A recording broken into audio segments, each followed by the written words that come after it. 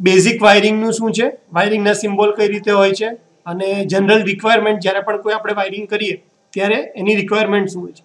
આજે આપણે wiring system જોવાના છે કે ભાઈ ઇન્સ્ટોલેશનની અંદર ઇલેક્ટ્રિકલ ઇન્સ્ટોલેશન જ્યારે તમે કરો તો તમારે વાયરિંગ કઈ રીતે કરવું જોઈએ અને એની કેટલી ટાઈપ હોય છે. વાયરિંગ કઈ રીતે કરવું જોઈએ એનાથી મારો મતલબ છે કે તમે કોઈ દિવસ એક કન્ટિન્યુઅસ વાયર જે છે એ દોડાવશો નહીં. ધારો કે ઘરની અંદર મેઇન કેબલ આવ્યો, પછી તમારું એનર્જી મીટર આવ્યું, એના પછી તમારું ડિસ્ટ્રીબ્યુશન બોક્સ છે, ડિસ્ટ્રીબ્યુશન બોક્સ પછી તમારું સબ ડિસ્ટ્રીબ્યુશન બોક્સ છે, એના પછી તમારા ઘરના રૂમનું બોક્સ છે, અને પછી તમારો લોડ અહીંયા કનેક્ટ થાય છે. આ લોડ કનેક્ટ થાય છે. તો આના માટે આપણે વાયર જે છે એ કન્ટિન્યુઅસ આખો વાયર નથી દોડાવવાના, વાયરને ટુકડા કરી દેશું અને પછી એના કનેક્શન આપવાના છે. એની પાછળનું બી રીઝન છે કે ઘરને જ્યારે પણ આપણે વાયરિંગ સિસ્ટમ ડિઝાઇન કરીએ છીએ તો વાયરિંગ આપણે એનું કનેક્શન કયા મોડમાં હોય છે, પેરેલલ કે સિરીઝ? પેરેલલમાં કનેક્શન કરીએ છીએ, અને એની પાછળનું મેઇન રીઝન છે કે આપણે બધા ઇક્વિપમેન્ટને સરખા વોલ્ટેજ આપવા માંગીએ છીએ, 230 વોલ્ટ.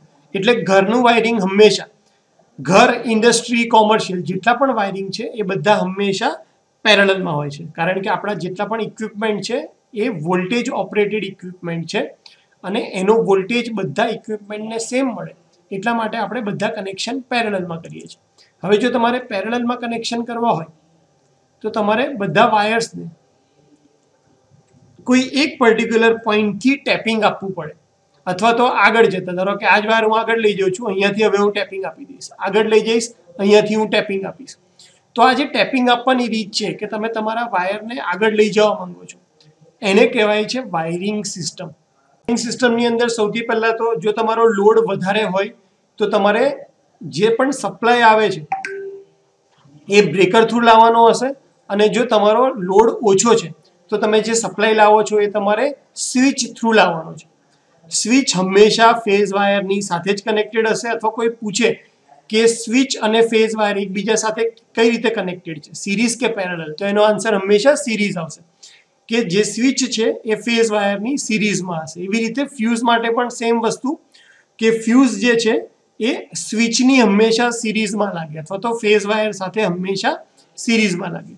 ન્યુટ્રલ છે એને તમે ડાયરેક્ટ એક જગ્યાએથી બીજી જગ્યાએ લઈ જઈ શકો છો, કારણ કે ન્યુટ્રલમાં બ્રેક પાડવાનો નથી હોતો. જો તમે ન્યુટ્રલમાં બી સ્વિચ મૂકો તો શું થઈ જાય કે ન્યુટ્રલ વાયર બ્રેક થઈ જાય, અને એટલા માટે ન્યુટ્રલ વાયરમાં બ્રેક ના પડે, તમારા બધા જ ઇક્વિપમેન્ટને ન્યુટ્રલ વાયર કોમન મળતો રહે, એટલા માટે આપણે હંમેશા જે સ્વિચ છે એ ફેઝમાં લગાડીએ છીએ, ન્યુટ્રલમાં કોઈ પણ ટાઈપની સ્વિચ લગાડતા નથી, કારણ કે જો તમે ન્યુટ્રલમાં સ્વિચ લગાડી તો ન્યુટ્રલ તમારો બ્રેક થઈ જાય છે. ફ્યુઝ વાયર હંમેશા સિરીઝમાં જ કનેક્ટ કરીએ છીએ. કેમ? કારણ કે ફ્યુઝ ત્યારે જ ઓપરેટ થાય જ્યારે કોઈ મોટો ફોલ્ટ આવે, કરંટની વેલ્યુ બહુ વધી જતી હોય.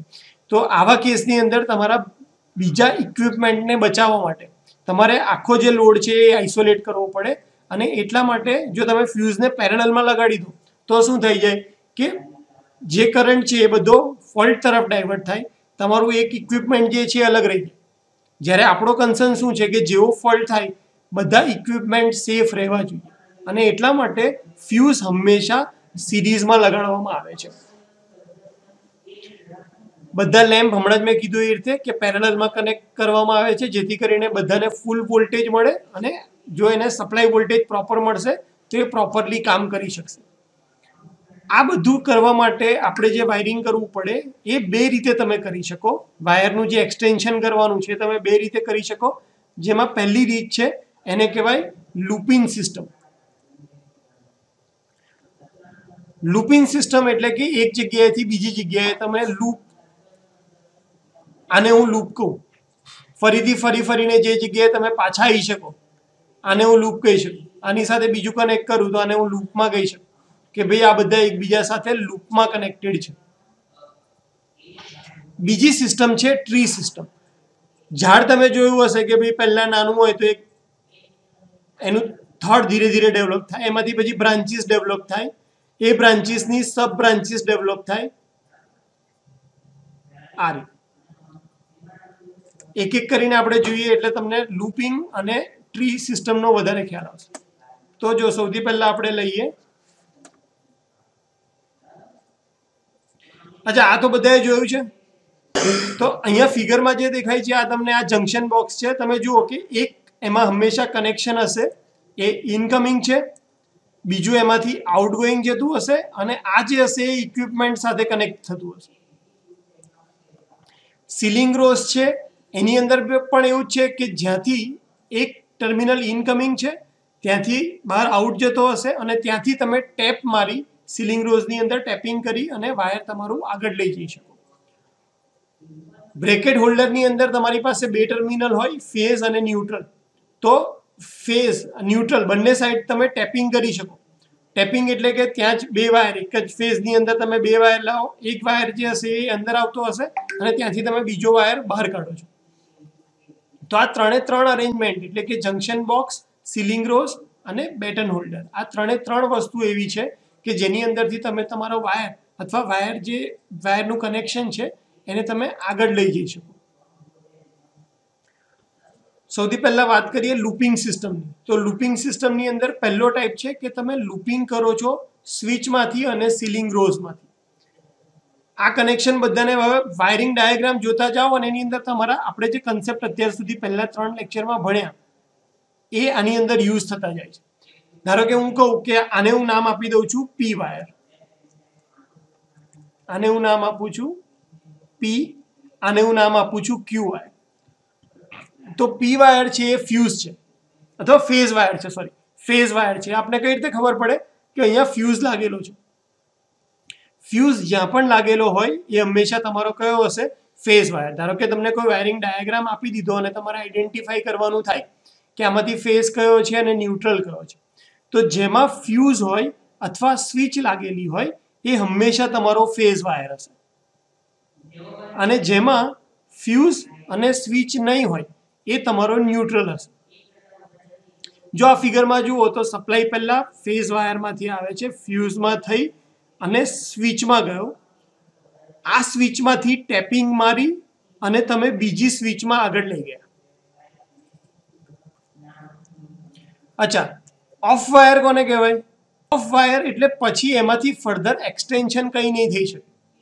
જે તમારો ફેઝ વાયર છે એને તમે ફર્ધર એક્સટેન્ડ કઈ જગ્યાએ નથી. અહીંયા જુઓ, આ જે તમારો ફેઝ વાયર આવ્યો એને તમે આ સ્વિચની મદદથી અહીંયા લૂપિંગ કરી અને આગળ લઈ ગયા, એટલે હું આને ફેઝ વાયર જ હજી કહીશ.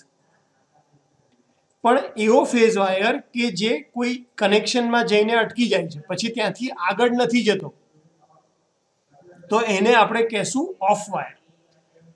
અચ્છા, આ દેખાય છે તમને ફ્લેક્સિબલ ફોર પેન્ડન્ટ લેમ્પ, એટલે અહીંયા તમારું શું લાગ્યું હશે? લેમ્પ. અહીંયા લેમ્પ લાગ્યો છે. તો લેમ્પને બે વસ્તુની જરૂર પડે, એક ન્યુટ્રલ અને બીજો ફેઝ. તો આ ફેઝ વાયર જે છે, આ જે ફેઝ વાયર, પણ હવે એમાંથી આગળ આપણે કોઈ જગ્યાએ સપ્લાય લઈ નથી જતા. તો એવો ફેઝ વાયર જેનો સપ્લાય આગળ ક્યાંય નથી જતો, એ ઇક્વિપમેન્ટ ઉપર જઈને પતી જાય છે, એને આપણે ઓફ વાયર તરીકે ઓળખીએ છીએ. ઘણા બધા ડાયાગ્રામમાં ઓફ વાયર લખે છે, ફેઝ વાયર તરીકે ઇન્ડિકેટ નથી કરતા. તો કોઈ પણ ડાયાગ્રામ તમે જુઓ અને જો ત્યાં લખ્યું હોય કે ઓફ વાયર લખ્યું છે, તો અલ્ટિમેટલી એ કયો વાયર છે? ફેઝ વાયર જ છે. અલ્ટિમેટલી એ ફેઝ વાયર જ છે. તો ફેઝ વાયરનું જ બીજું નામ ઓફ વાયર છે, પણ એ એવો વાયર છે કે જેમાંથી તમે ફર્ધર લૂપ કરી અને સપ્લાય આગળ લઈ જતા નથી. બીજું એક વસ્તુ ખાસ સમજો કે આ જે હું સ્વિચ દેખાડું છું, તો એની આ બાજુ ફેઝ અને આ બાજુ ન્યુટ્રલ એવું ના હોય. આ સ્વિચ છે એ આખી ફેઝ જ છે. ખ્યાલ આવે છે? હા સર. ઘણા બધા સ્ટુડન્ટના દિમાગમાં આવું મિસકન્સેપ્શન થઈ જાય કે ભાઈ એક બાજુથી ફેઝ આવે ને એક બાજુથી ન્યુટ્રલ. તો આ વાક્ય બરાબર યાદ રાખી લો કે સ્વિચ હંમેશા ફેઝ વાયરમાં જ હોય, ન્યુટ્રલમાં કોઈ દિવસ સ્વિચ હોય જ નહીં. અને એટલા માટે જે વાયર સ્વિચમાં, ખાલી તમે સ્વિચનો યુઝ શેના માટે કરો છો? ફેઝ વાયરને બ્રેક કરવા માટે, સપ્લાયને બ્રેક કરવા માટે. તો એની બંને સાઈડ જે હશે એ ફેઝ વાયર જ હશે. એટલે જો હું અહીંયા ડાયાગ્રામમાં કલરથી દેખાડું, ફરીથી આ બધું ભૂસી અને સર્કિટ આપણે જો કમ્પ્લીટ કરીએ તો ફેઝ વાયરને અત્યારે હું રેડ કલરથી દેખાડું છું કે સપ્લાય અહીંયાથી આવ્યો, તમારો ફેઝ વાયર અહીંયાથી આવ્યો, આ સ્વિચ અત્યારે ઓફ છે તો સપ્લાય અહીંયાથી આગળ જશે અને અહીંયા આવીને અટકી જશે. જો તમે આ સ્વિચને ક્લોઝ કરશો તો સપ્લાય પાસે બે પાથ હશે, એક આ સ્વિચમાંથી જઈ અહીંયા ઉપર જઈ અને આ પેન્ડન્ટ લેમ્પ જે છે ત્યાં આવીને અટકશે. હવે જો તમે અહીંયા લેમ્પ કનેક્ટ કરી દીધો હશે તો એનો પાથ ન્યુટ્રલ સાથે આવશે અને ન્યુટ્રલ ઓલરેડી કનેક્ટેડ છે તો આ તમારો લેમ્પ ઓન થશે. જેવું તમે સ્વિચ ઓફ કરી દેશો તો તમારો જે લેમ્પ છે એ ઓફ થઈ જશે. સપ્લાય અહીંયાથી આગળ આવે છે, જ્યારે તમે આ સ્વિચને ક્લોઝ કરશો, સ્વિચ ક્લોઝ થશે એટલે સપ્લાય આ ઓફ વાયર થ્રુ થઈ અને આ પોઈન્ટ ઉપર આવશે. ન્યુટ્રલ પોઈન્ટ ઓલરેડી અવેલેબલ જ છે. હવે જો તમે અહીંયા એક હોલ્ડર કનેક્ટ કરી દેશો અને એમાં લેમ્પ લગાડશો તો એ લેમ્પ ચાલુ થશે. આ ટાઈપની અરેન્જમેન્ટ કે જેની અંદર તમે વાયરિંગ તમારું એક્સટેન્ડ કરો છો with the help of switch અને સીલિંગ રોઝ, એને કહેવાય છે લૂપિન સ્વિચ એન્ડ સીલિંગ રોઝ. ન્યુટ્રલમાં કોઈ દિવસ સ્વિચ લાગે જ નહીં. ઓકે, બીજી ટાઈપ છે લૂપિંગ સ્વિચ અને હોલ્ડર. જ્યાં સીલિંગ રોઝ હતું એની જગ્યાએ હવે શું રાખ્યું છે?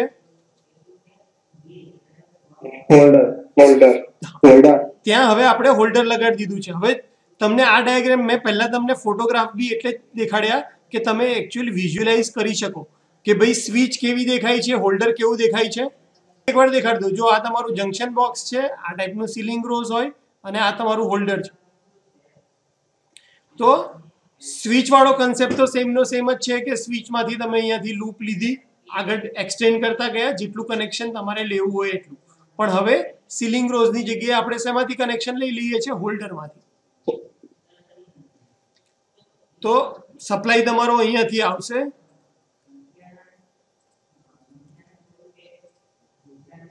સોરી હા, સપ્લાય તમારો અહીંયા ફેઝમાંથી આવશે, ફ્યુઝમાં થઈ સ્વિચમાં જશે. સ્વિચ ઓપન હશે તો આગળ જશે. જેવી તમે સ્વિચ ક્લોઝ કરશો એટલે ઓફ વાયર એટલે કે ફેઝ વાયરમાં જશે. ન્યુટ્રલમાંથી તો સપ્લાય ડાયરેક્ટ આવે જ છે વાયરમાંથી. અને જેવું તમે આ હોલ્ડરમાં લેમ્પ લગાડશો એવો લેમ્પ ચાલુ થશે. લેમ્પ નહીં લગાડ્યો હોય તો અહીંયા સપ્લાય આવતો હશે. ક્યારે? જ્યારે તમારી સ્વિચ ક્લોઝ હશે તો. સ્વિચ ઓપન હશે તો અહીંયા સપ્લાય આવતો હશે નહીં. તો આ ટાઈપની જે અરેન્જમેન્ટ છે એને આપણે કહેશું looping in switch and holder. Looping શબ્દ જ્યાં બી સાંભળો ત્યાં સિમ્પલી તમારે એવું વિચારવાનું છે કે મેં ટેપ કર્યું છે, ટેપિંગ કર્યું છે. જે નામ લખ્યા હોય સ્વિચ અને હોલ્ડર, તો હોલ્ડર છે એ ન્યુટ્રલ માટે. એવી રીતે સીલિંગ રોઝ બી આપણે શેના માટે યુઝ કર્યું હતું? બરાબર. તો આ રીતે બી યાદ રાખવું હોય તો રાખી શકો કે લૂપિંગ જ્યારે બી કરવું હોય તો સ્વિચમાંથી તમે હંમેશા ફેઝ વાયરનું લૂપિંગ કરો છો અને હોલ્ડર અને સીલિંગ રોઝમાંથી આપણે હંમેશા ન્યુટ્રલ વાયરનું લૂપિંગ કરીએ છીએ. હું લખી બી દઉં કે ભાઈ સ્વિચ વાયરનું લૂપિંગ હોય એ હંમેશા ફેઝ માટે હોય અને હોલ્ડર અને સીલિંગ રોઝમાં આપણે ટેપિંગ જે કરીએ છીએ એ કરીએ છીએ ન્યુટ્રલ વાયર. ઓકે, હવે ત્રીજી ટાઈપ લૂપિંગ ઇન સ્વિચ. ખાલી સ્વિચમાંથી લૂપિંગ કર્યું. જો તો એના માટે શું કર્યું છે? ન્યુટ્રલનું છે ને જંક્શન બોક્સ બનાવી દીધું છે અને તમે જે ટેપિંગ કરો છો એ સ્વિચમાંથી કરો છો. અહીંયા તમને સ્વિચ દેખાય છે? એક મિનિટ ઉપર આને હું ભૂસી નાખું એટલે તમને પ્રોપર આઈડિયા આવી જશે.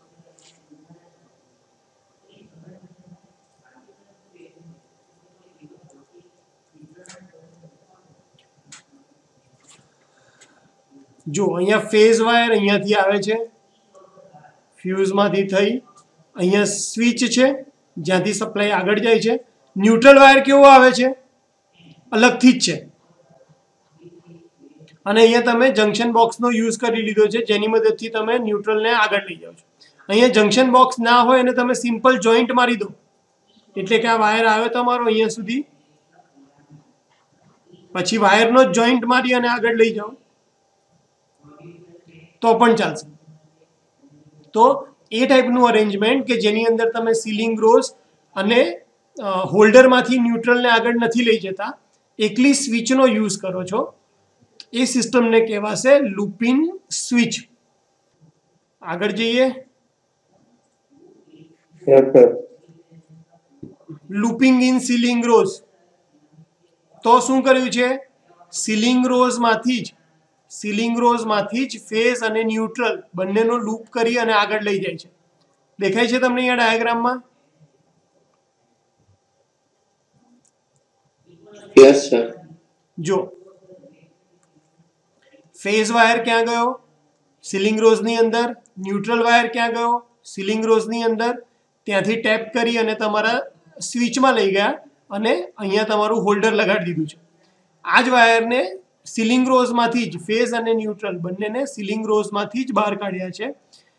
બંને કનેક્શન, ફેઝ અને ન્યુટ્રલ કનેક્શન બંને જ્યારે ટેપિંગ કરી અને સીલિંગ રોઝ એકલામાંથી જ તમે જ્યારે બહાર કાઢો, એ ટાઈપની સિસ્ટમને કહેવાય લૂપિંગ ઇન સીલિંગ રોઝ.